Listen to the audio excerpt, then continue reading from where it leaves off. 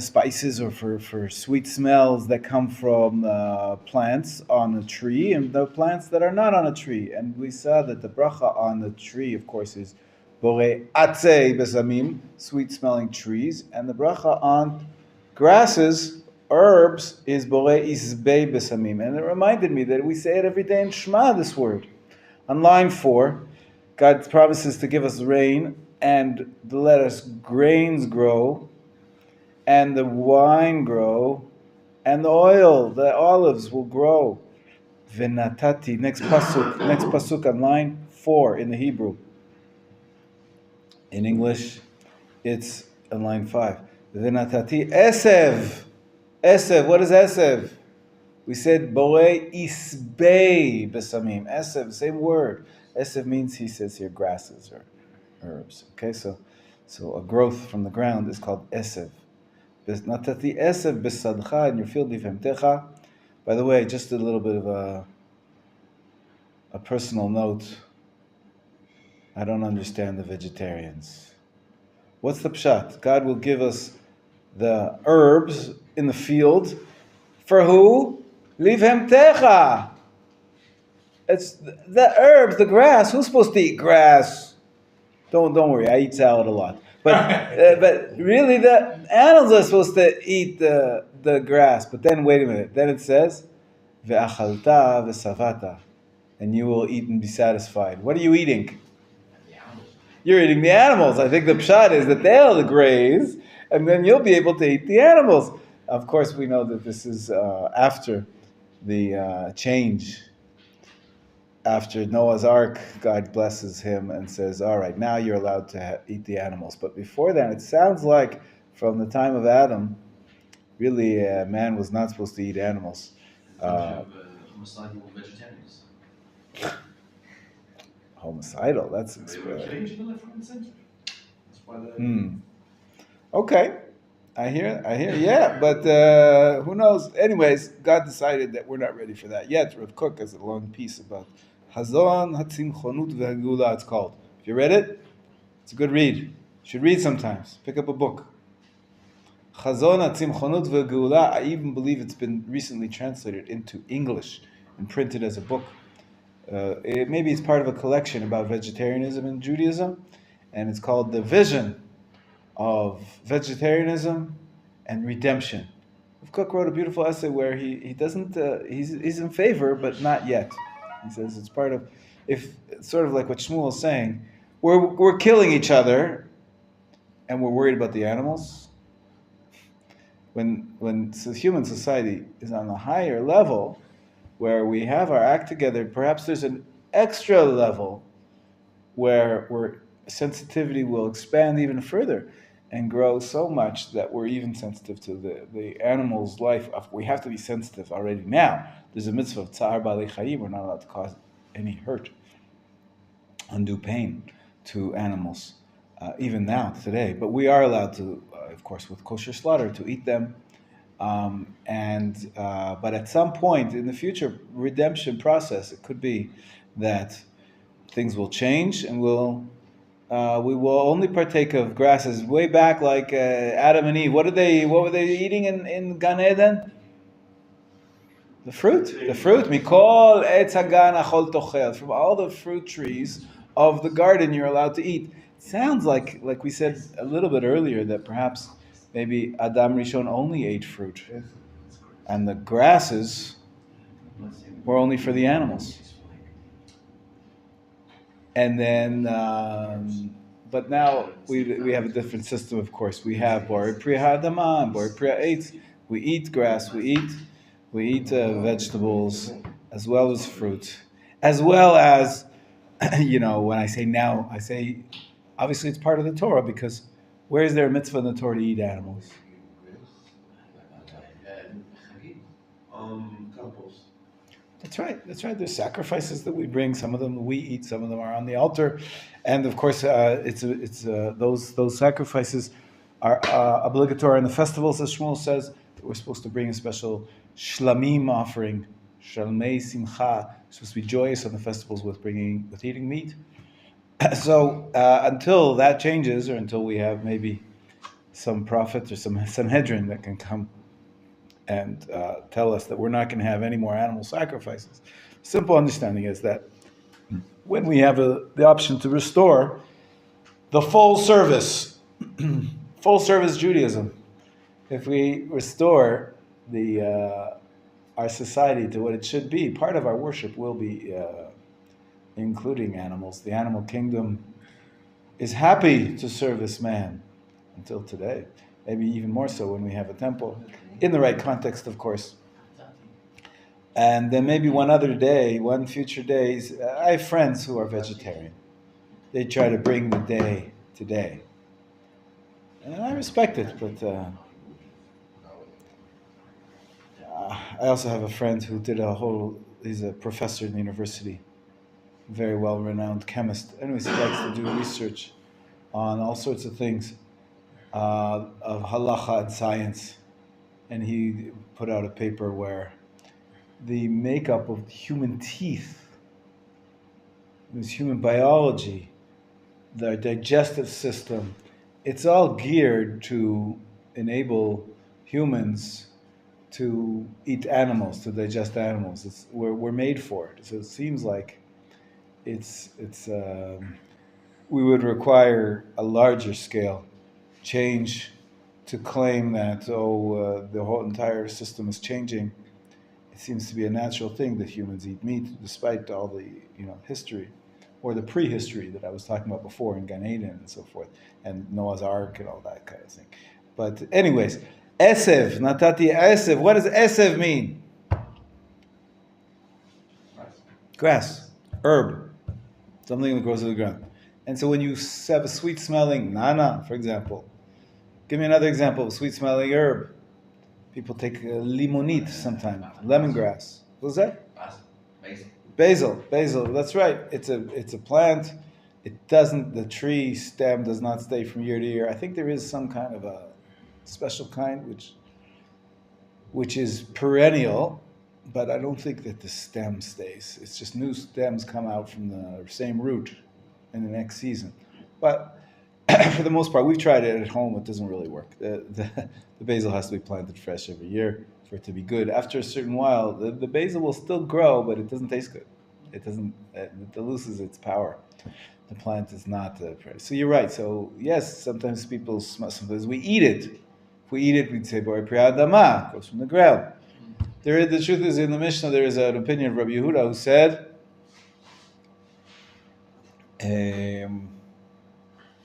Something with the word esev, that there's a different, we don't say that bracha anymore. We just say, or a priha adama. Something with esev, I can't remember now. But anyways, the word esev means grasses, it means something that grows from the ground, and we use it in our Shema. God promises, I will give you your grasses in the field. And we'll go back now to page 1077 and see the bracha on the smells, which is our topic for today. We see that sometimes we make the bracha not borei atzei besamim, but borei isbei besamim. That's page 1079. Excuse me, page 1079. But the problem is that Shmuel and I, we know what's a grass and what's a tree. We know what a rosemary is, and we know what mint looks like, and lemongrass, and all those things. But Yisrael grew up in Hong Kong. He doesn't know anything about agriculture. He doesn't know about farming. He does know a little bit. Nature. Gedalia, you have a green thumb? A green thumb?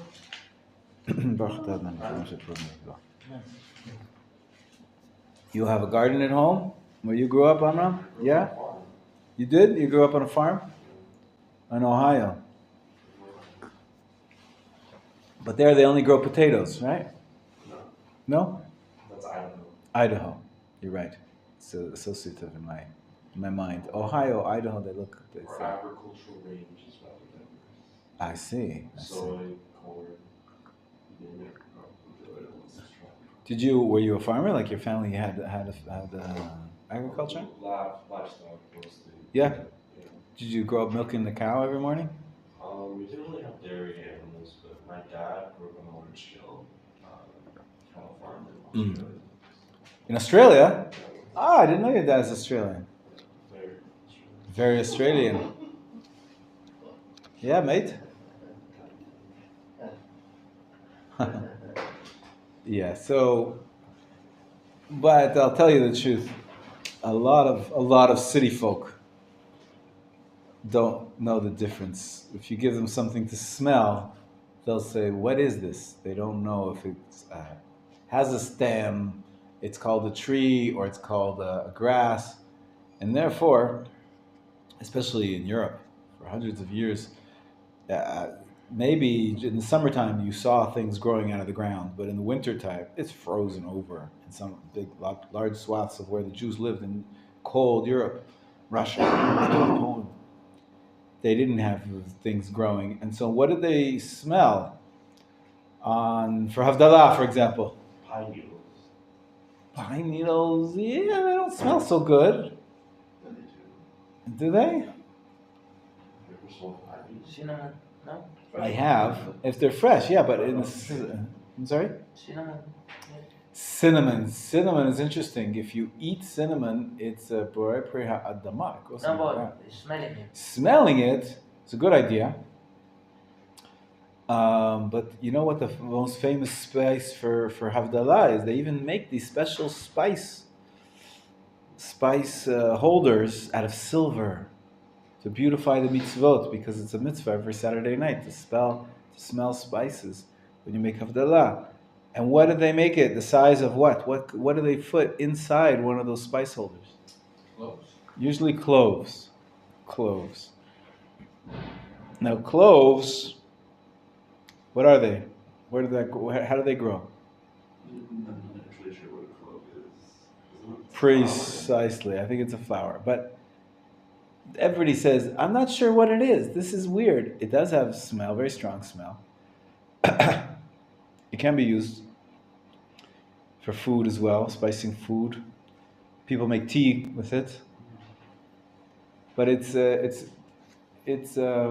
custom became in the Ashkenazi world that, you know what? I don't want people making a bracha levatala. Because if you make a mistake here, if it grows from a tree and you say borei yizbei besamim, it's a bracha in vain. And if you say the opposite, if you have mint and you make borei atzei besamim, it's a mistake. It's not a tree. So you're saying a bracha in vain. So the risk here is great. It's not like what we said, if you have a vegetable or a fruit and you make borei pri adama, it's kosher even for the fruit, because the fruit tree grows in the ground, so it's a borei pri adama. But here you're saying very specifically, the grass versus tree, and if you get it wrong, you're wrong. So the custom developed that, at least in the Ashkenazi world, and at least for Havdalah, that no matter what do you bring to Havdalah, whether it grows rosemary or nana mint, you always make which bracha? Borei minei besamim. Look on the page. It's the fifth one from where we are. Fifth from the bottom. Borei minei besamim. And this is the equivalent of the bracha that we say for food, that you're safe. I have heard some It's like shehakol niyeh bidvaro. If you say shehakol niyeh bidvaro when you eat a fruit, it's not a bracha levatala. You fulfilled your obligation of making the bracha. If you say shehakol niyeh bidvaro before you have a cucumber, you've fulfilled your obligation. Because it says hakol, everything. Shehakol niyeh bidvaro. Same thing. Borei minei, types, means types of spices. Well, it covers all types of spices, even though it's not as specific as you should be. If you knew better, if you were a botanist, or if you had some life experience on the farm, you'd be able to say goes from a tree, and this goes from the ground. So this one I'm going to say atzei b'samim. This one I'm going to say yizbei b'samim. But the custom developed, at least in the Ashkenazi world, we're not so specific. And at Havdalah, no matter what, it's keeping everybody safe. You may know, but the guy around next door doesn't know. And the public at large might be making brachot levatalot. So the Ashkenazi custom came to be, for Havdalah, we always say, Borei minei v'samim, even if it's a rosemary and you know it comes from a tree. Even if it's a mint and you know it comes from the ground. You say neither of those brachot. You say the catch-all, Borei minei v'samim. If you're having cloves, that might be the right appropriate bracha anyways, because it's not really an esef.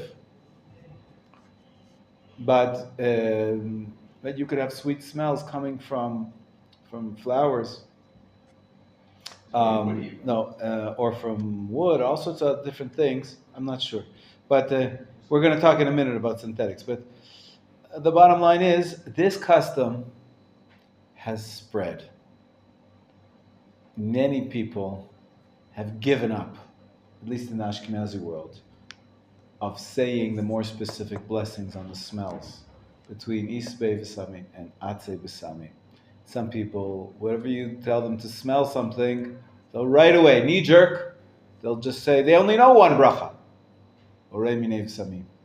They say it every Saturday night, and if you, an additional time, if you smell something else sweet-smelling, and it's very beautiful smell, they're going to automatically go to the Borei Minei V'Samim, not think about, is it a tree, is it a grass, because they don't know, and it's confusing, and you're safe. If you say Borei Minei V'Samim, you've covered it. Is that ideal? I don't think it's ideal. We should really know a little bit about our life, and a little bit about botany, and a little bit appreciate the various types of beautiful things that God created us in the world. So that's what the brachot are there for, to give us the specific, the more advanced and eloquent compliments to the chef, to the creator of the world. But if you don't, and if you want to take the easy way out, you could always say Borei Minei V'Samim, and don't think. Wouldn't want to cause you to think. Borei Minei V'Samim. Right, Besamim is when it's said if there's not connected to the word before it. Bet or vet. Oh. The Besamim is if it's a standalone word. But here it's part of a construct form, so it's Isbei Vesamim. It loses its dagesh because it's not really the beginning of the sentence. It's a continuation from the word before it. Isbei Vesamim, Atzei Vesamim, and Minei Vesamim. Bosem is the singular, not construct form, for perfume, for sweet smelling. Bosem, that's what it means. Okay, someone, you wanted to ask a question? Other questions? So far, so good? Okay, there's two other brachot here on the page about smells, which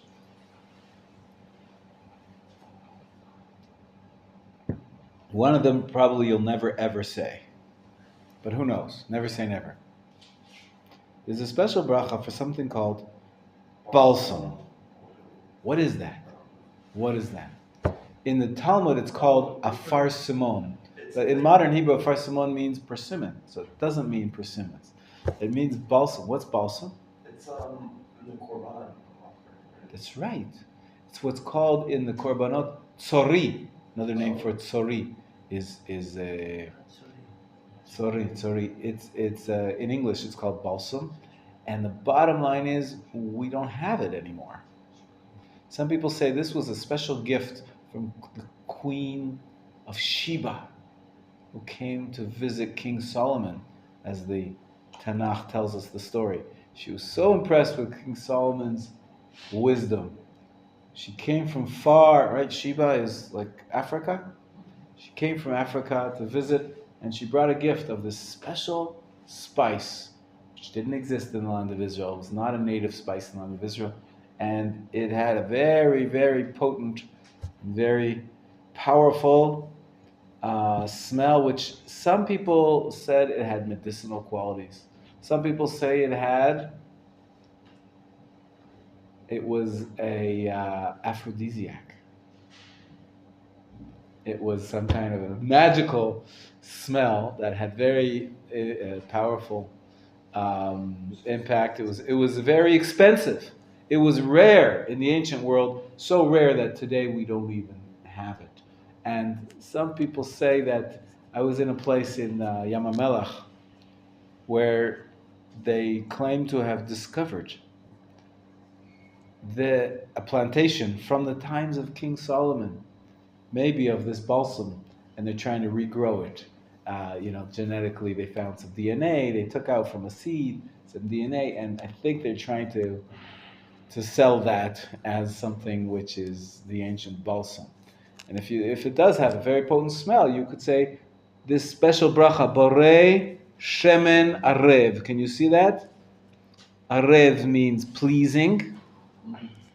Everybody turn to page 10, please, and you'll see the word arev. You say it every morning. Hopefully you said it this morning. If you look on page 10 and 11, there's 3 blessings on the Torah. The second blessing starts with what word? Arev. Ve'ha'arev. It's the same word. Arev. Arev means pleasant, pleasing. Here he translated as sweet. Please make the words of Torah sweet in our mouths. Ve'ha'arevna. It's the same word in Hebrew. Arev. Boreh shemen arev. So if you have sweet-smelling oil, I guess this balsam oil is the way it was, what they extracted from the flower. The word arev, boreh shemen arev, is a sweet, pleasant smelling oil. But we don't really have that spice anymore. And therefore, I doubt that we'll ever say that bracha. It's strange that they have it here in the Siddur. Most Siddurim don't have it.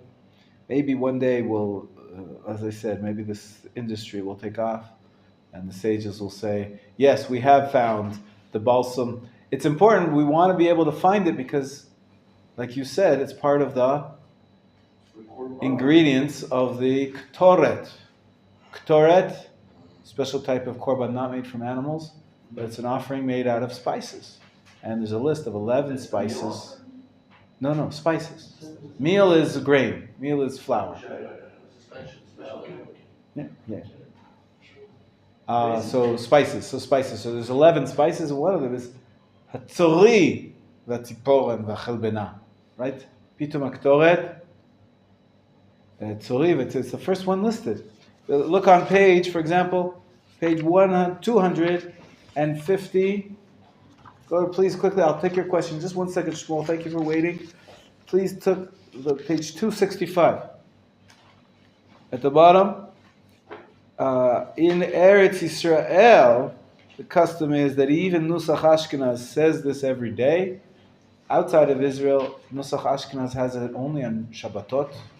But in Eretz Yisrael, the minhag is after Shir Shal Yom, we recite the Ein Kelokeinu, and then after the Ein Kelokeinu, the last paragraph, comes from the Talmud, as you can see in the footnote, Kritut 6a, and it says the insects mixture consisted of balsam, onycha, galbanum, and frankincense, each weighing 70 manas, myrrh, cassia, spikenard, and saffron, each weighing 60 manas, 12 manas of castus, 3 of aromatic bark, 9 of cinnamon. Those are the 11 spices. That's the 11. Cinnamon, we know what it is.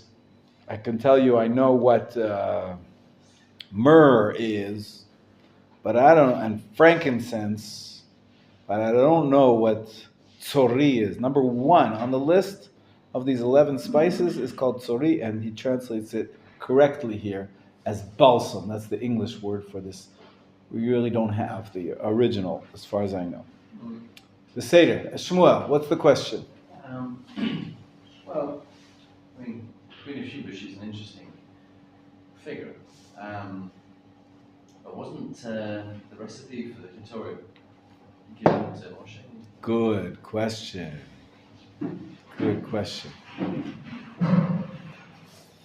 So it could be that there was some form of balsam that, in addition to the one that she brought, a special one that she brought from Africa. I don't know.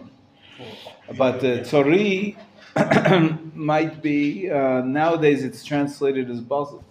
Probably they used a version of another type of sweet-smelling flower. Ethiopia. Yes. Right. If you call it nowadays Africa, Africa is a continent. I know, but it's hard to place precisely the modern day divisions between the countries, Kenya and Ethiopia.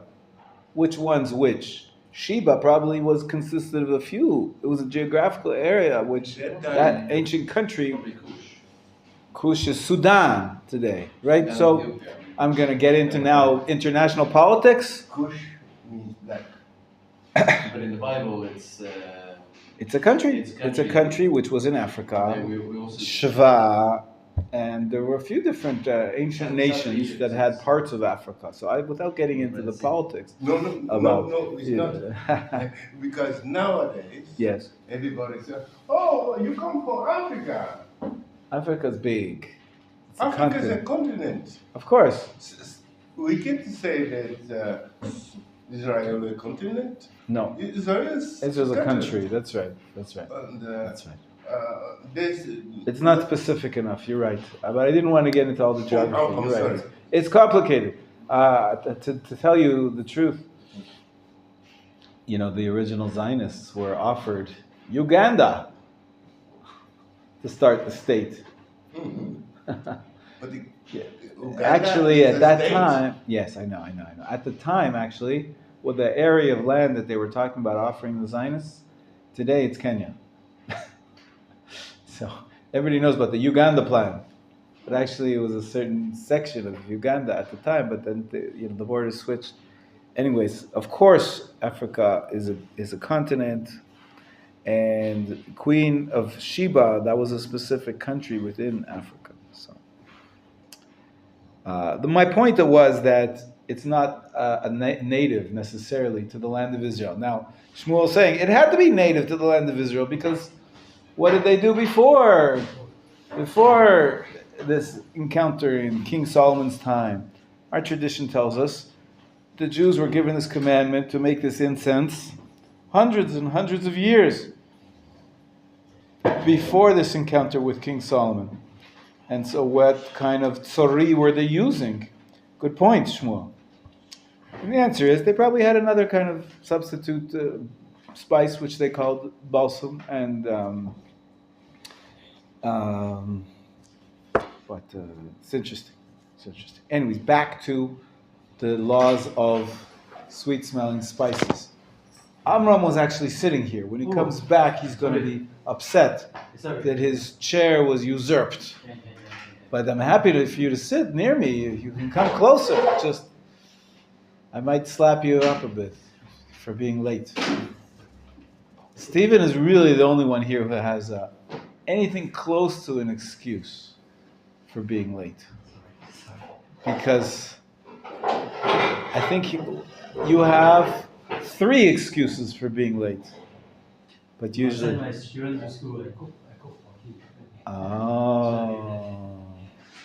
You cook for someone as a job, you say? No, I cook for my son before he goes to school. Oh, yeah, I see. That has to be done now. It has to be done like in the morning. There's no way of doing that like the previous night, putting it. You don't have a refrigerator? It's interesting. I have, but I need to... You do? Make it hot, everything, I need to get ready. I don't know. I've heard many excuses in my day, but this is a very poor one.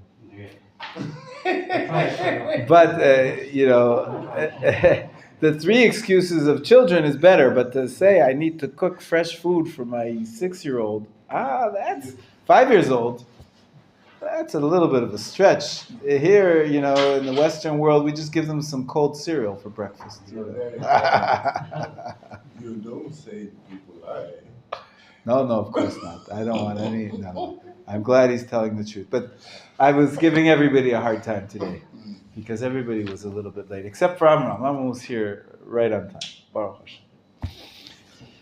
Hashem. We already devised the punishment that we're not going to have any classes on 2 days from now. Back to the laws of spices. Okay, so Borei Shem and Arev there's one more bracha here. Before Shem and Arev on page 1079, what's the bracha? Additional bracha on spices. So if you take, let's say, a lemon. Sometimes lemons are very sweet smelling. or even an orange sometimes, not so much, but an etrog, a fruit, and has a very good smell, you should make the bracha noten reach tov b'perot. The truth is, some people say, this morning I had a very exciting morning. You know why? Exciting. Exciting. My life is very calm, Baruch Hashem. I mean, obviously, I'm just joking because it's not calm at all. Where there's a war going on, I've got lots of stuff going on. But the standard city boy has a very dull life. You get up in the morning, you go to work, you come back. What exciting thing could happen? So, you know what exciting thing happened? Is that my container of coffee was finished. And so the excitement was I got to open up a new container of coffee. Wow. Isn't that good? When you peel off you break through the seal when it's fresh, a new container of coffee. Made a bracha. I made a bracha on it. Positive. Coffee is actually a fruit, as we said. Oh. The coffee is ground up into little pieces, but essentially it's a coffee bean. It's a fruit. So you can make a bracha noten reach tov b'perot. I actually made minei v'samim because I was telling you the custom of us Ashkenazim is just to not think too hard and say v'vorei minei v'samim. But when you have and you lift up the fruit, not because you're about to peel the lemon or slice it and put it in your tea. You want to smell it on purpose. Your activity is, I'm now going to smell this fruit. And you lift up the fruit and you put it close to your nose. You make the bracha, anoten reach tov b'perot. It's a beautiful bracha. Rarely said, because most of us don't walk around and smell the roses, as they say. If you're just walking by, for example, if you're walking through the rose garden, do you know Jerusalem has a rose garden? Named after Mr. Wall. It's called the Wall Rose Garden. Right near the High Court. It's right near the Knesset. It's a beautiful, beautiful park. Lots of grass and lots of roses. So most people that walk through the rose garden, they're there to look, to enjoy the sights, to enjoy the grass, to have a picnic, to sit down. They don't really there in order to smell. We don't smell things so often. It's rare that we do. Only when you intentionally you go close to the flower and you pick it up in order to smell it, then you make a bracha. Borei Ispei besamim. Actually, roses have a stem. They're probably considered to be eitzim, stem that stays from year to year. Rose bushes, they stay. The flowers grow fresh every year, so I think you might make the bracha borei atzei besamim if you smell a rose. But my point is, if you're just walking by the rose garden, you don't make a bracha on the smell, even if you smell it, because you didn't do anything in order to smell. Like here, you walk by Yisrael's house. Many times, there's a very strong smell of baking bread. Not because of Yisrael. Because where does Yisrael live? Very close to here. What do we have really close to here? Angel's Bakery. The bakery. Do you never smell freshly baked bread when you walk around this neighborhood? It's wonderful. But that's not your intention. You didn't do anything in order to smell. You're walking, you enjoy the whiff, but you don't make a bracha on that. If you were to go to the bakery and pick up a loaf, not to eat it, not to buy it, in order to smell it and say, I love the smell of freshly baked bread, then you would make a bracha. The truth is, there's another bracha that's not on the page. I forget the actual language.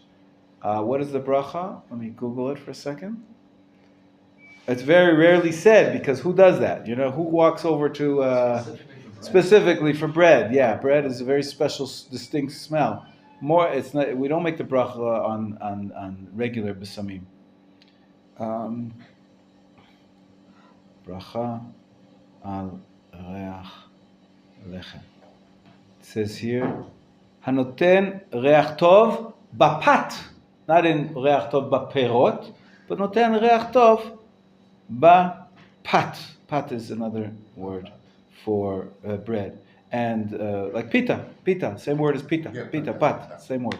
But it's rarely said because usually you don't lift up a pita and say, this smells so good. I want to. You're going to eat the pita. You're making a falafel, and it could be you'll get a whiff of the nice fresh bread, but that's not your intention, and therefore we don't make that bracha very often. People who live in Kiryat Moshe, they're used to it anyways. They always smell the fresh bread. So definitely it's not. Okay, questions, comments, complaints? Gedalia, we have to work on this. You're not smiling. And now I know why. He was afraid of this. The city boy says, "Oh, what a funny looking cow. But why hasn't it any horns?" Right? Cows have horns, right? You know that, Gedalia? You grew up on a farm, you said, with livestock. So the country boy says there are many reasons why a cow doesn't have horns. Some grow horns later in life. Others are dehorned. They take them off. Some breeds are not supposed to have horns. This cow doesn't have horns because it's a horse. City boy didn't even know the difference between a cow and a horse. Very funny. Thank you very much. But you're not smiling. You're still not smiling. Hang on. Gonna have to do another one.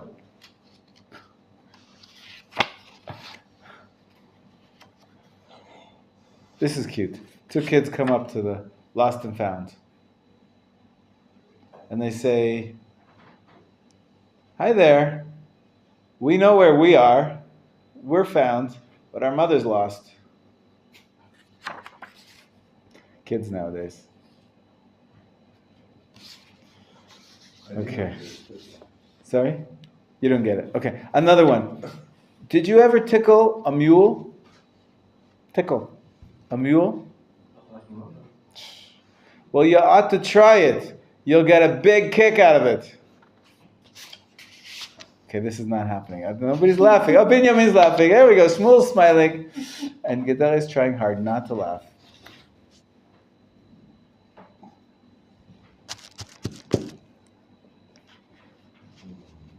I don't know. We need a better joke book here.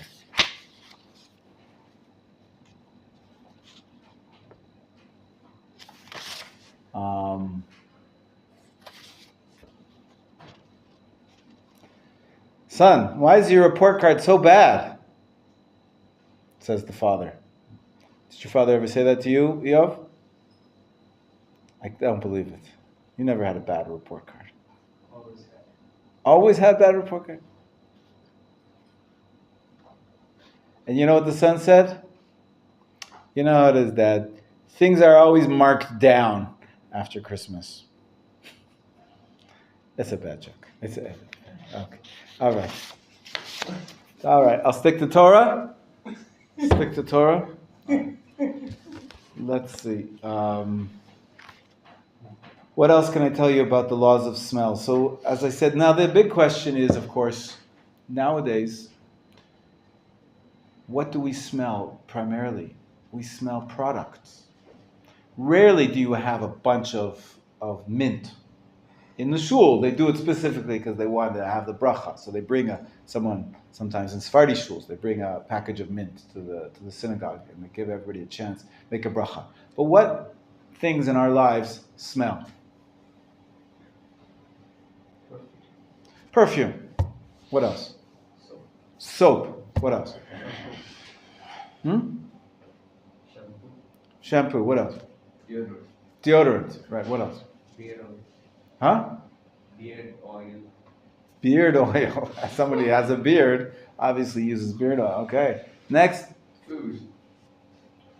Food, sure. Yeah, but again, the main point you already know what the law is. If you're going to sit down and you have a sweet smelling soup, it smells so good. Are you going to make a bracha on it? No, because the main point is to eat it. It's food. We're not there in order to smell. The smell that you get, you can enjoy it, and maybe you should think in your mind, Baruch atah Hashem Elokeinu melech haolam borei minei v'samim. But really, we don't make a separate bracha on the smell when the primary activity is eating. So, good. But what else smells? Yes. Tea. Gas. It's true. Tea. Sometimes a tea can smell good. Very good. That's right. Again, tea is like the food. The primary reason that you have the tea is to drink it. Spices. Not this one. Spices and herbs. Spices and herbs. Are we going to make a bracha on the spices and herbs? Why do we have in our kitchen a row of different types of spices and herbs?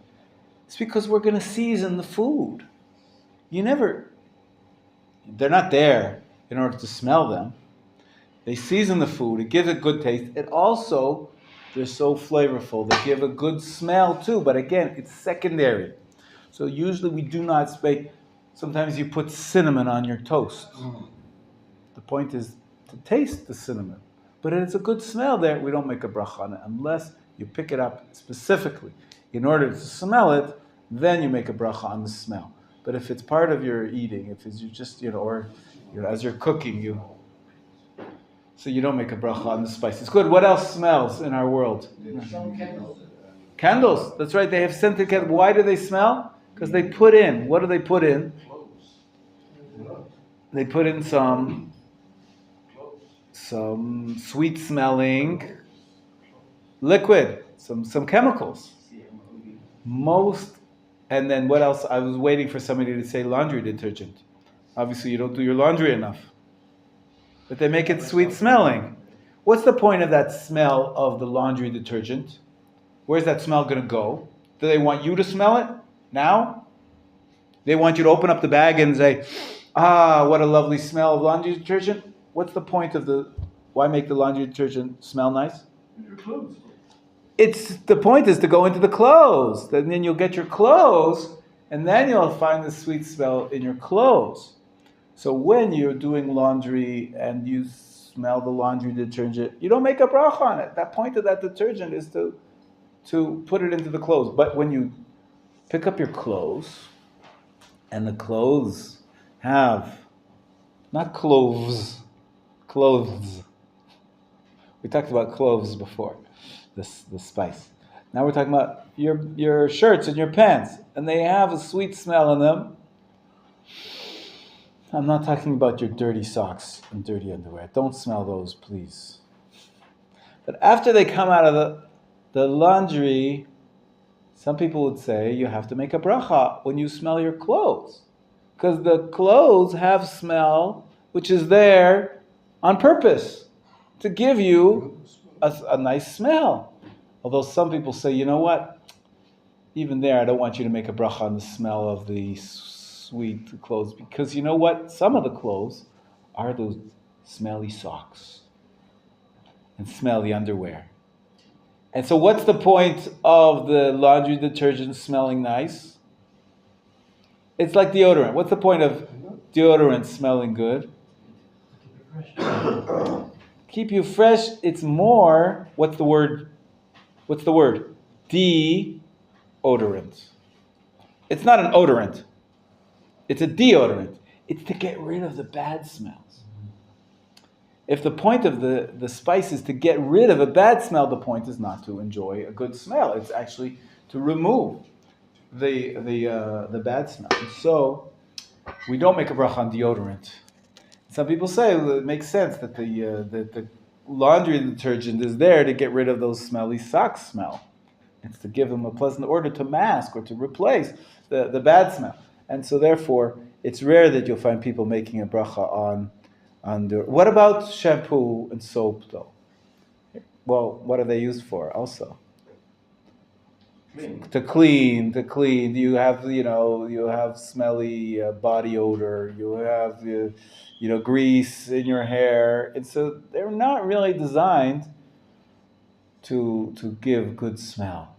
what we're left with then, out of all the items that we just mentioned in our lives, the only question really is perfume. Perfume, not deodorant, perfume. Who puts on perfume primarily? Women, not men, usually. So that's why it's not first, but there are some men that wear perfume. Usually they call it aftershave.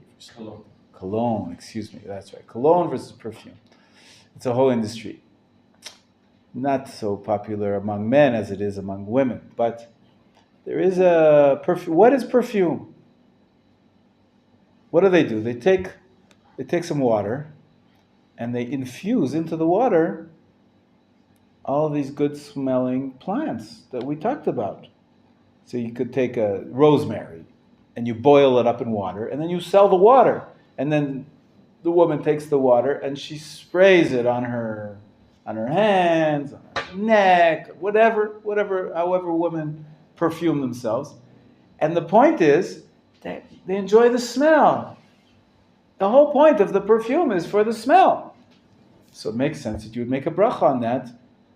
If you knew what it came from, then it would be atzei v'samim or isbei v'samim. But you know what? Most perfumes. Give me a name of a perfume that's famous. CK. Or CK, Calvin Klein, or Chanel. Right? There's all these companies, and they have specific brands of different types of spices. How do they make them? They make mixes. They mix various different kinds of things. You know what's in there. You don't know what's in there. You know this smells, I like this smell, I like worse, better. But you don't know what's in there. And so if you're going to make a bracha, which bracha would you choose? What's the catch-all bracha? Borei minei v'samim. The one that's like shakol. It's for whatever it comes from. It's types of spices, types of pleasing perfume. What's the translation here? They use the word perfume actually for shemen arev, borei shemen arev. I guess we don't, but the perfume who creates various spices. This is the bracha that you would say. Now here is, to be more precise, I want to tell you something about the industry that you don't know. You probably guess it though. It's a big industry. You've all flown here. In every airport, what do they sell? Duty free. Majority of it it's either liquor or perfume, right? Cigarettes, coffee, chocolate maybe. But perfume is a big industry. Cosmetic industry. Apparently, women really utilize their sense of smell. And they appreciate it maybe more so than men. But anyways, you know what they make this? Do you think they're grinding up little pieces of mint in these factories, that massive factories which are creating perfumes all around the world? What's much cheaper? Chemicals. It's synthetic. It's not made from a plant or a tree. The question is, do you make a bracha on synthetic smells? Smells which were made in a laboratory from this chemical and that chemical. Some people say, no, it doesn't grow from the ground. Hashem didn't make it. You made it. On the other hand, some people say, wait a minute.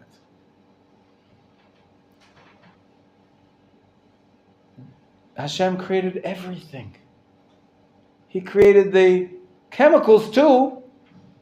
And if you find, modern man has been able to synthesize various organic materials, it's chemicals, or even if it's not organic, if you're able to create this construct from the material world that smells good, and the point is creating the perfume so that it should be smelled, why should you not make a bracha on it? Is it not part of God's world? Whether it comes from a chemical or comes from a plant.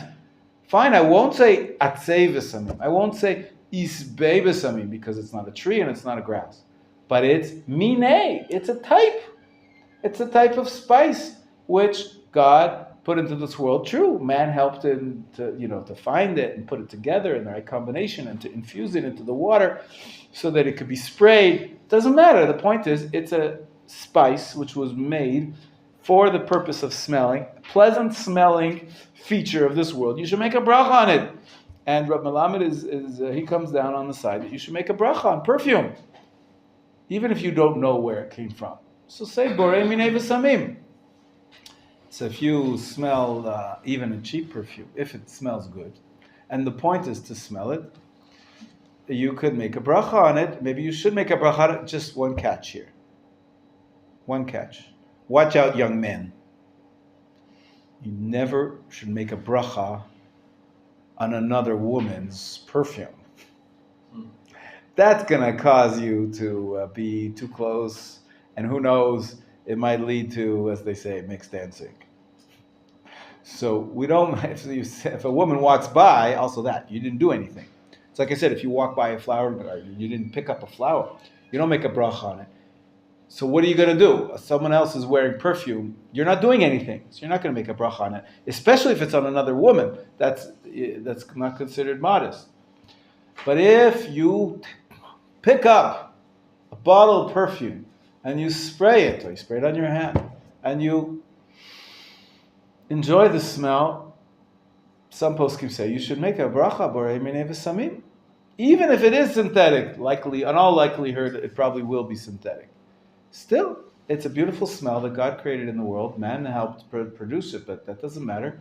It's still a beautiful smell of God's world. You should say the bracha borei minei v'samim. But again, this is rare. Usually, someone's already wearing the perfume and they put it on, and that's somebody else, and you're not doing anything to specifically, purposefully enjoy the smell.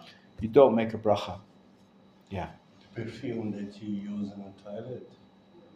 That's right. So you tell me. That's very similar to what we said, deodorant. It's not an odorant. The point of it is to get rid of the bad smell of the bathroom. Right? Yeah. Now what happens if you take that spray that's designed for the bathroom and you happen to like the smell and you put it in your closet, you put it in your bedroom, you put it in, and you just make a nice smell in the living room? Air freshener. It's debatable. Some people say, well, once it's designed for the bathroom, it's not really there for a pleasant smell. But some people say, well, if you use it for a pleasant smell, not to get rid of a bad smell, you just like the smell. It's a perfume, and you should make bracha on it. Some people say you should make a bracha on it. But air freshener. Air freshener is a strange thing. It's like, sometimes it is to get rid of bad odor, and sometimes it's just to make fresh smell. So you can see it's a little bit tricky to define it as a perfume, which you purpose. And also, usually, you sort of spray it in the room, and then you just sort of live there, or you walk in. Somebody walks in, he's not doing any action to go and to smell it. Maybe the first person who actually sprays it, if the point is to spread good smell, at that moment, you could maybe make a bracha.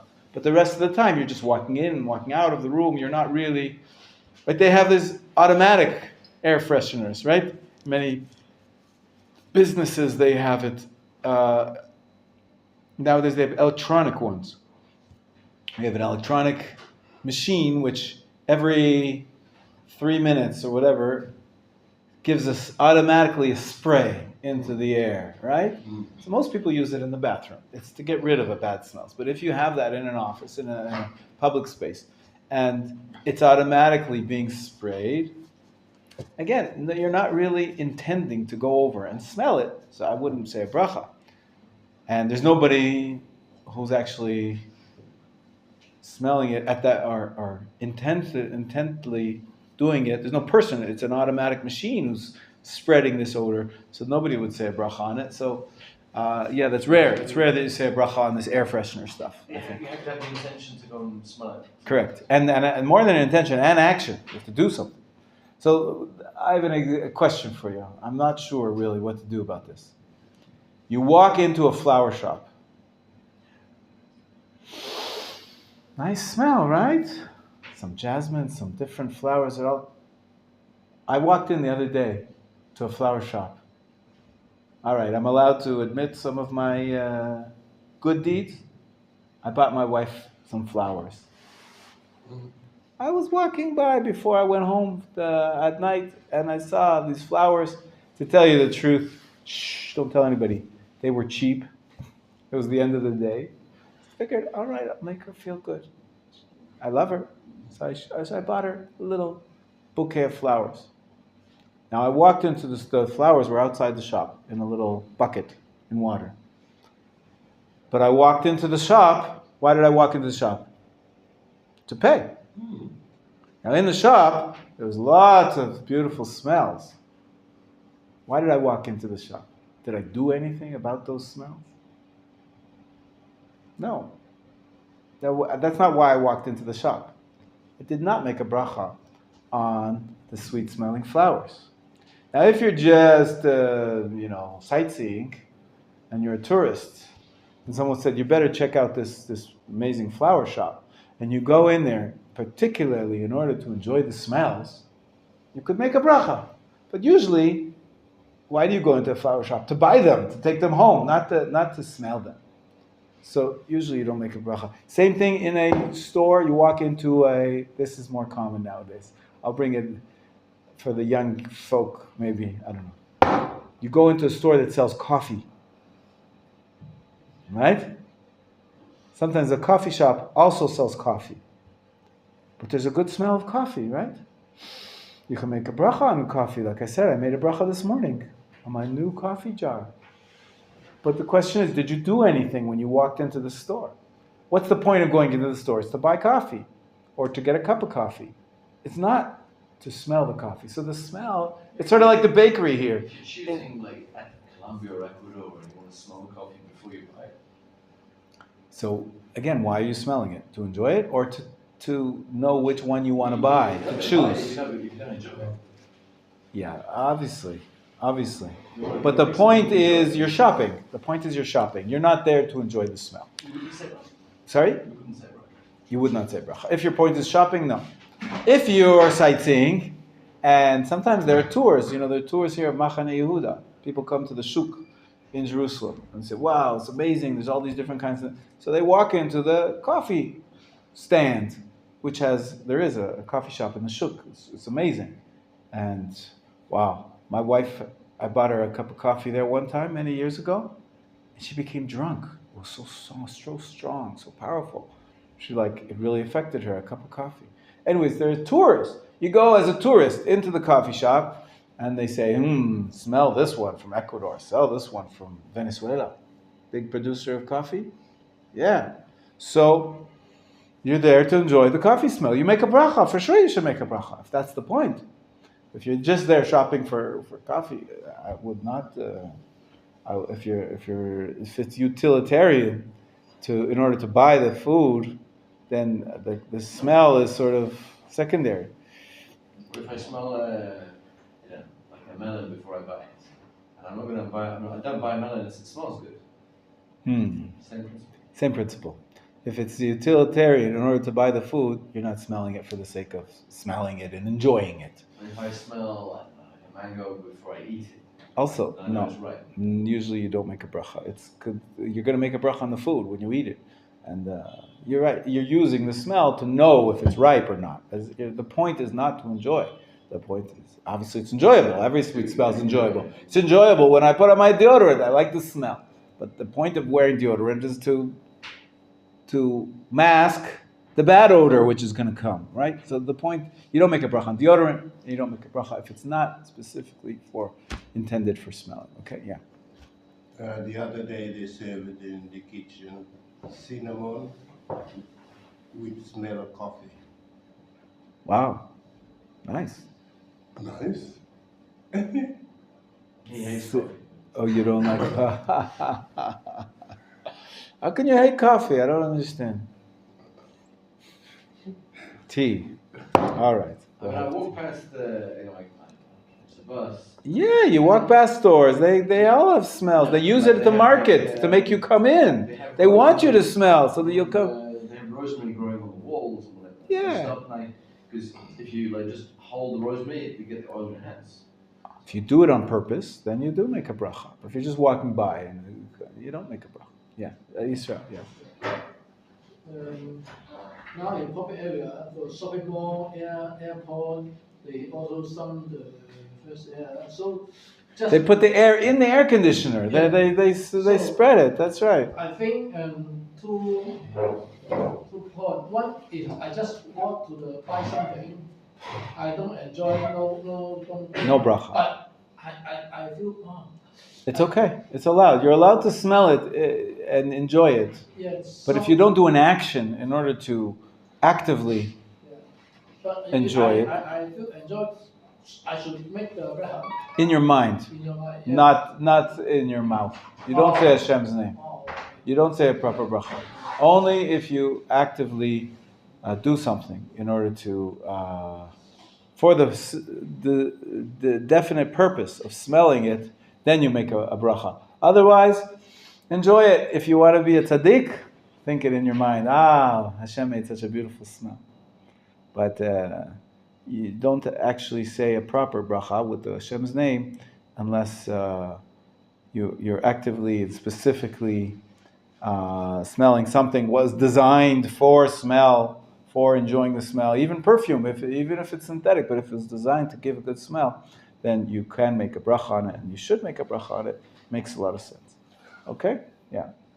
If you want to buy a perfume for the wife, Yes.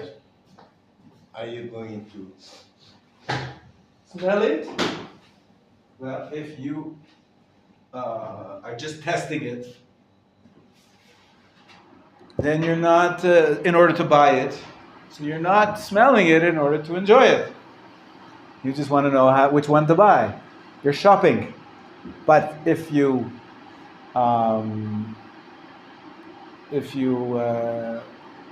want to smell it, let's say you've already bought it, it's in your home, and you say, I need to relax a little bit.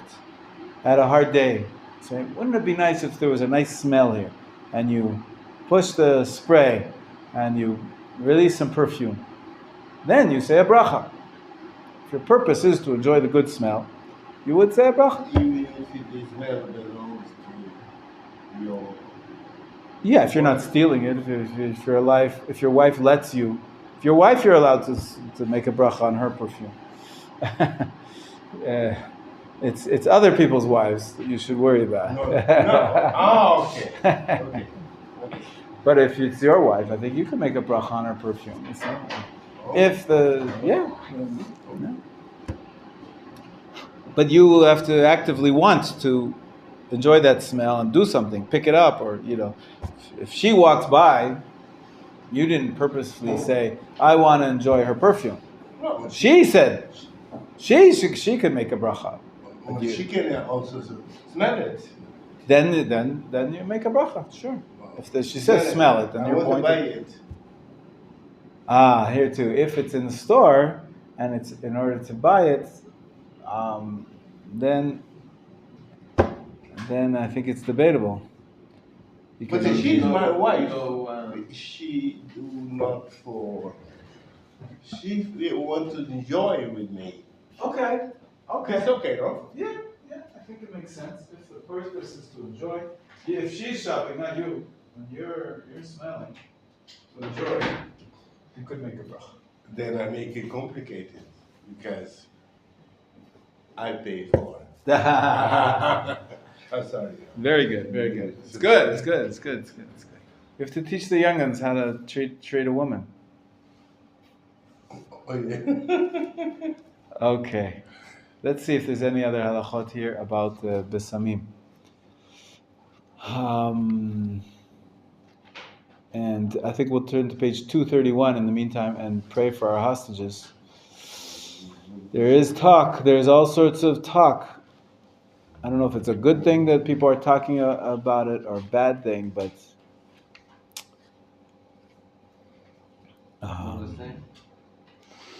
all sorts of indications that there might be a new deal, that right now they announced that they're going to give them medicines, maybe some kind of movement in the right direction. I don't know.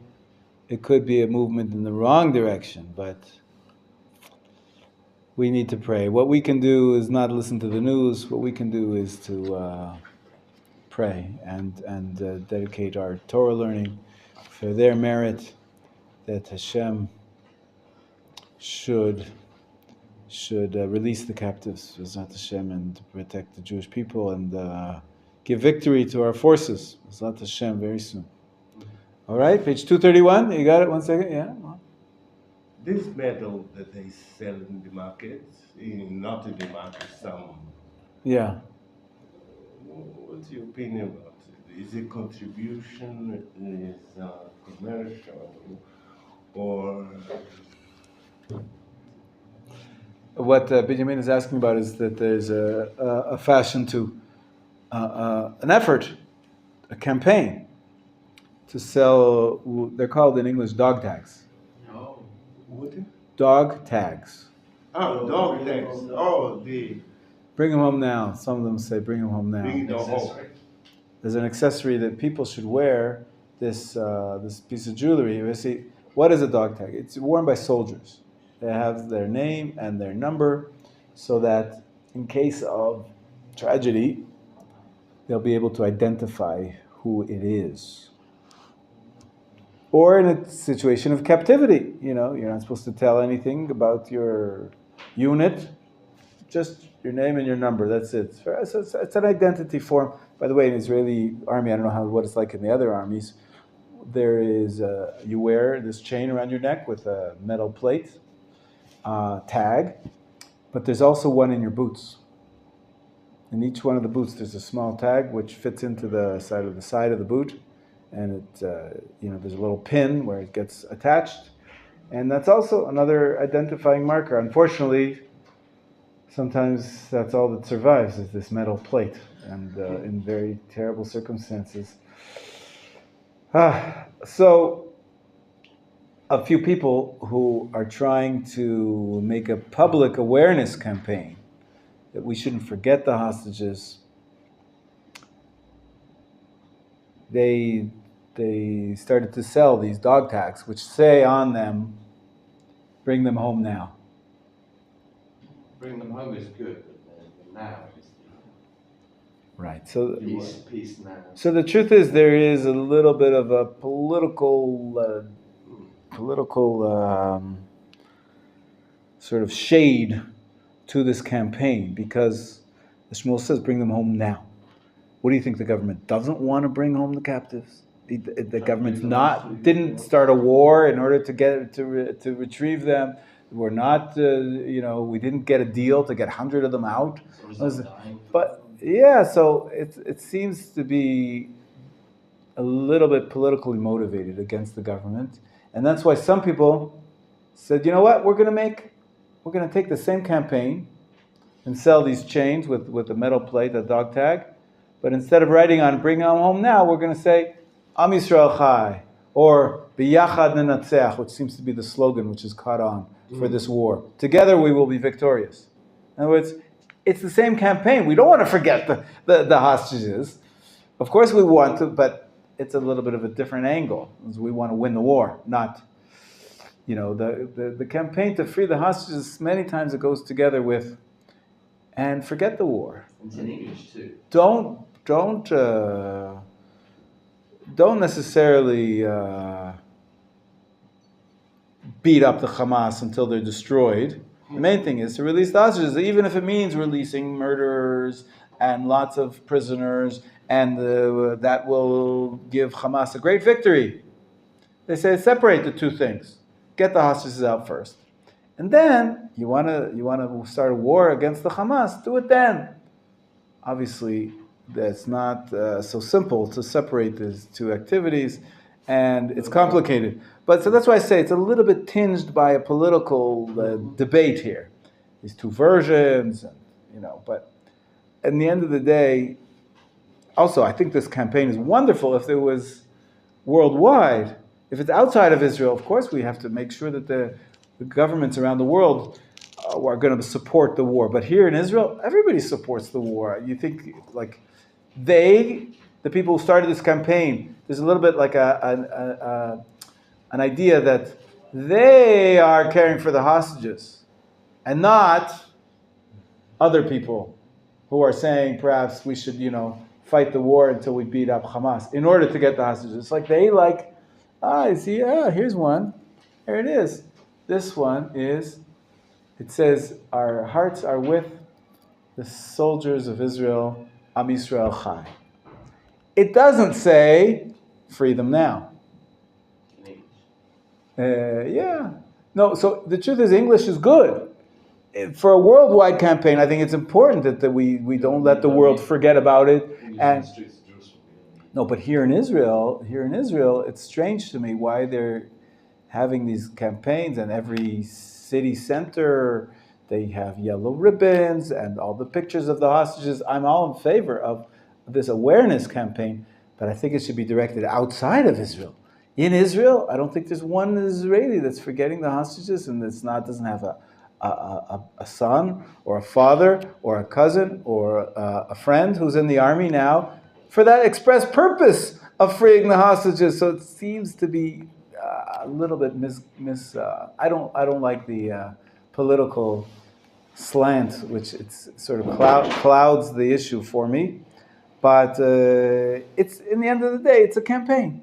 It's a gimmick. It's a gimmick to buy them, sell them. I don't think they're trying to make money on it. I think nobody's trying to make money on this. I think they're just trying to. I mean, maybe the people who produce it. Obviously that's their job. It But costs 5 shekels. 5 shekels. Okay, that's for someone's making a little bit of money. That's not the point. The point is the campaign. And the campaign, I'm a little bit ambivalent about it. Basically, I of course support the war effort and every effort to release the hostages. But I think the government has to make the decision about what's the best way to go about that. I think that we can't let the Hamas off. We can't just release terrorists because they will just have another kidnapping the next day if we release the terrorists. Just like, Yahya Sinwar, the arch enemy right now, the head of Hamas, he sat in an Israeli prison for 20 years. He was released in a previous prisoner exchange. So we released him and we got 1,300 dead. Instead of one soldier that was captive, Gilad Shalit, the famous soldier that was captive. And we released 1,000 terrorists, over 1,000 terrorists, for that one soldier. So now we've got 100 soldiers that are captured. So what are we going to release? 100,000 terrorists? We don't have 100,000 terrorists, and we see the results of releasing the previous one. Do we want to release these terrorists so that they can go ahead and further kill more Jews? Well, you're looking at saving the life of these 100 hostages, but what about the next 100, maybe 100,000 hostages which are going to be killed or captured because you released the terrorists? So It's only Hamas. it's true. It's true. So it's complicated. I don't think it's so simple. It could be that there's another deal being brokered, and I'm glad I'm not the one making the decision, because it's a very hard decision to make. I think that to stop the war now is suicide. If we do stop the war, I'm against that. But in terms of reaching various kinds of deals, I think it's possible that we reach a deal. I think we're going to reach the best deal if we keep pressing them until it's their necks on the line, or release the hostages. Yeah, the only deal could be is they leave with their lives. Right. Exactly. I think, but we'll see. Anyways, that's a little bit of politics. We're going to do our bit here and continue to learn and continue to support the war effort. Whether you wear this dog tag or you don't wear it, you buy it, you don't buy it, you buy this kind of dog tag, that kind of dog tag, I think that's a trivial question, really. It's a question of public campaigns. I'm not a public marketing expert, but the essence is the value. The values are there. We talked about the values, and of course we express that also in our prayers. We pray every day. Zat Hashem. The truth is, I'll show you right here. I'm going to share this with you next week, but I'll already show you a list of all 136 hostages, name by name. It's not like we're forgetting them just because I don't wear a dog tag or something like that. The reason I thought it was people in Sweden is asking. They're asking you if you wear it? Yes, and I want you to have it also. You live Okay. in Rachabi. Sorry? You live in Okay. Rachabi. No, it's good. It's good. The awareness campaign is so all overseas is so important. That's why I'm asking. It's fine. It's a fine. You can ask anyways because it's something that's happening in our lives, and I'm happy to share my thoughts if you care to hear them. If you ask them, then I answer. But I didn't start the conversation. Page 231. Okay. Ahacheinu kol bet Yisrael. Ahacheinu kol bet Yisrael. Hanetuni matzaram. Aonim ben vayam ben vayabashim. I can't hear you, Gedalia. Can't hear you, Amram. Louder. Kol Beit Yisrael. Achenu. Kol Beit Yisrael. Anatuni b'tzaram. Zarahu v'shiyah.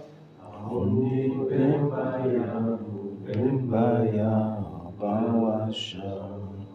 Hamako Yerachem Alev Yotzeh Mitzavoro Chacham Shiabod Legeula Shtam Zman Karev Hamako Yerachem Chema Alev Yotzeh Mitzavoro Lirvacha Nefel Leora Shabbat Legeula Hashta Magaru Bizman Kawarim. Amen. Okay, if there is one thing, other consideration about smells that I didn't mention to you, and that is regarding the perfumes, for example, or the halacha is we make the bracha on the smell if it has the original smell there. It's not a derivative, a derivative, a derivative. If, like, for example, you said, we said, let's say there was flowers in your house, and it's a beautiful smell. And you invite somebody over, come, I want you to smell that what my house smells so nicely because of these beautiful, sweet-smelling flowers. By the way, most flowers today are not grown for their smell. It's primarily for the looks. I mentioned this the other day. But let's say you bring him over to the house, and then you see, he walks into the house, and wow!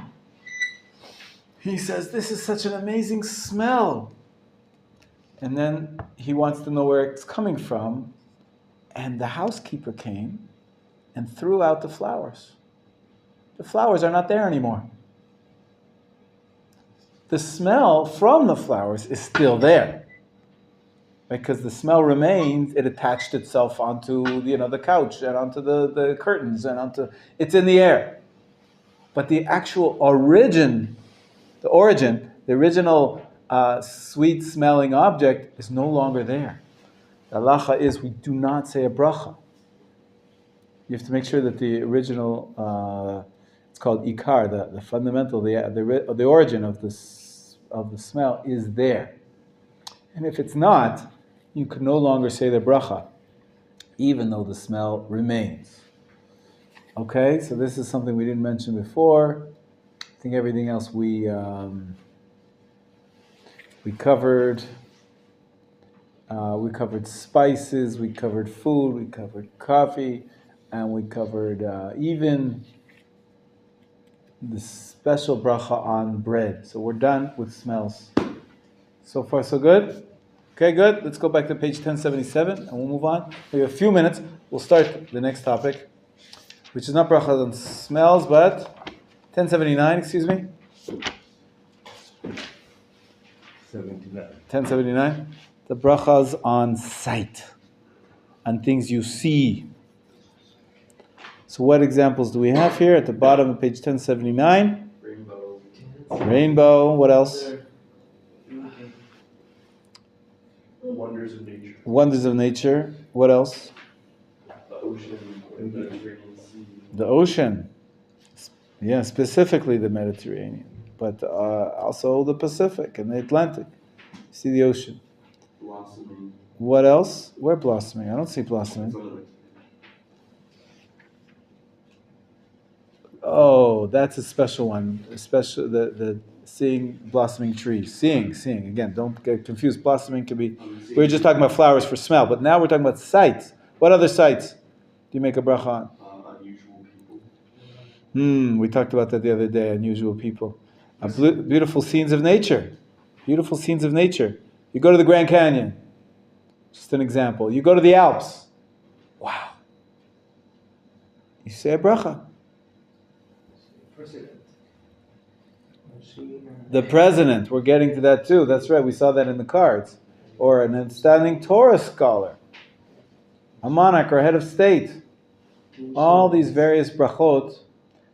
Tomorrow, B'ezras Hashem, we're going to have a test on them. Page 1077 and 1079 and 1081. You have to know which brachas to say on which. Now we'll speak about some of the details. For example, the most common of these brachas of sight is which one do you say most commonly? You don't see the president too often. A king you don't see too often. Lightning, very good. When you see lightning or other wonders of nature, the usual bracha is, like I said, Grand Canyon.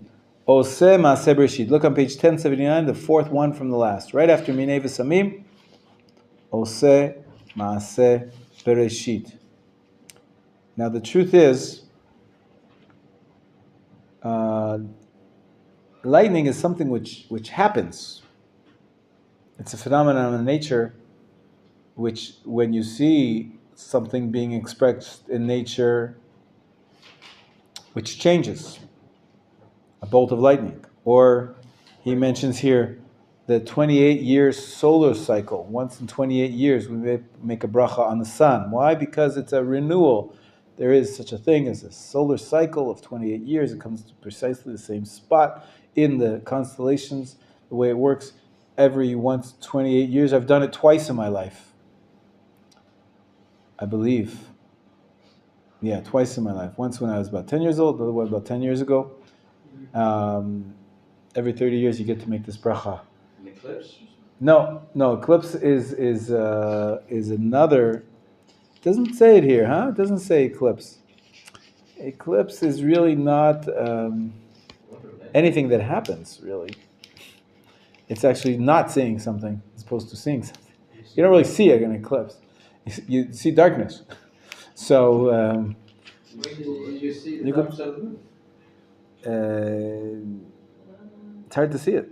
I think you see the darkness is it's unique that it doesn't always happen that way, but I don't know that there's a bracha on the eclipse. It's a good question. It's a very rare eclipse. Yeah, You see the dark side of the moon. fascinating. I'll have to look that up. It's interesting. But yeah, so the custom is on Oseh Maaseh Bereshit. It's almost like God is creating now. He's creating now. When you see lightning, it's like a flash of creative flash. Rainbow. So rainbows have got a special bracha. That's the next one. But in between them, there's one about hearing. You hear thunder. The custom is to say Shekocho Gvoroto Malei Olam, whose power and might fill the world. Because, or it says here, experiencing a hurricane as well. We're gonna come back and more precisely define the parameters of that. You know, there's some types of lightning. Anybody here from Arizona? In the desert? There's lightning in the desert. That's just from the heat. It's electric. It's and that is not worthy of a bracha, as is a storm. When a storm happens, there's something I said. There's something that. But again, we're going to see the details of that in a minute. So usually we say the two brachas together, thunder and lightning. There's a chumrah that you should only say the bracha on the lightning when you also hear the thunder. A few seconds, of course, separately. It depends how far away the storm is, and that's how how long there's a delay usually between the thunder and the lightning, or the northern lights. It's called. It's a good question. I think that would be like seeing an amazing part of nature. So I would say, Oseh Maaseh Bereshit. If you travel and you specifically travel to see the northern lights to the northern part of the country, from the northern part of Sweden, you can see them, but not in the south, not in Stockholm. Patagonia. Patagonia, yeah. You can see from can there. See in the field. You look at night. Yeah, all of a sudden, amazing, right? A rainbow is interesting. What's the bracha on the rainbow? Let's take a look at it. The bottom, second from the bottom of Tait 1079. Zocher Abrit, remembers the covenant. Ne'eman b'vito, is faithful to the covenant. V'kayam b'ma'amaro. So there's three phrases together, and then you finish. Zocher Abrit, Ne'eman b'vito, v'kayam b'ma'amaro. What covenant is he talking about? Fulfills his word. What is he talking about? That's it. After the flood with Noach, the Torah says God put the rainbow in the heavens as a sign of a covenant that He's never going to destroy the world again with water. So we thank Him for that. The truth is, some people say you should not look at the rainbow. What? It's a wonderful, beautiful phenomenon. Why not? You could actually see a rainbow here. Sometimes if you got the sunlight into water, you see a rainbow. It doesn't have to be in the sky, but you don't make a bracha here at the water. And you make a bracha when it's impressive, show of nature. The rainbow that in the skies that the Chumash speaks about in Parshat Noach. Natati keshet be'anan. I will make a rainbow in the sky. Some people explain that the rainbow, why is that a symbol of Hashem's mercy, that He's not going to destroy the world? The Ramban says, what's the word? Rain bow. The shape is the shape of a bow. What's a bow used for usually? It's a tool of war. It's a weapon for shooting arrows. And usually the enemy faces, right, the bow faces the enemy. And when an army in the ancient times that used bows and arrows, it's still used mostly for sport nowadays. But if they wanted to concede, surrender, and say, we're not going to fight anymore, we're not going to lay down our weapons, take the bow and you flip it. You show the enemy the wrong side of the bow, not the bow that usually shoots, not the concave side. The concave side is what the enemy sees, but if you're not going to fight, so you show them the convex side. Opposite? Ooh. The cave is like a cave. The concave there. You show them the concave side if you want to say, I want to make peace. I don't want to fight anymore. And so the metaphor is, the image is God is in heaven. Is He going to fight us? Is He going to destroy the world? He's going to show mercy on us and not destroy the world. He's showing us the concave side of His bow, as it were. It's a nice explanation of why He chose the bow as a symbol of peace on earth, of the covenant not to destroy the world. Okay, the seas, She'asa et Hayam Hagadol, is specifically for the Mediterranean. The truth is, for other seas, I think most poskim say you're supposed to say Oseh Maaseh Bereshit, the general one for seeing wonders of nature. But if you notice in the last line here, it says there's a condition. The condition is 30 days. If you live right next to the ocean, you don't make this bracha every day. You get used to seeing the ocean.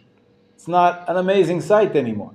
It's not overwhelming. It's not impressive, as it were, if you took a break. If you left your house for 30 days and you come back and you see the ocean again, then the assumption is you're going to be moved. And Rav Soloveitchik has a description of when he talks about brachot. It's a beautiful essay on bracha. And he talks about what it means to say a bracha, to appreciate God and the world. And he tells a story about it. When he grew up in Khaslovich in White Russia. And, his life was pretty much in the books.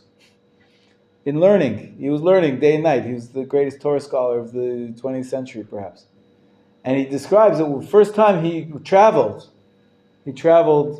for whatever reason, and he saw, I think it was the Black Sea.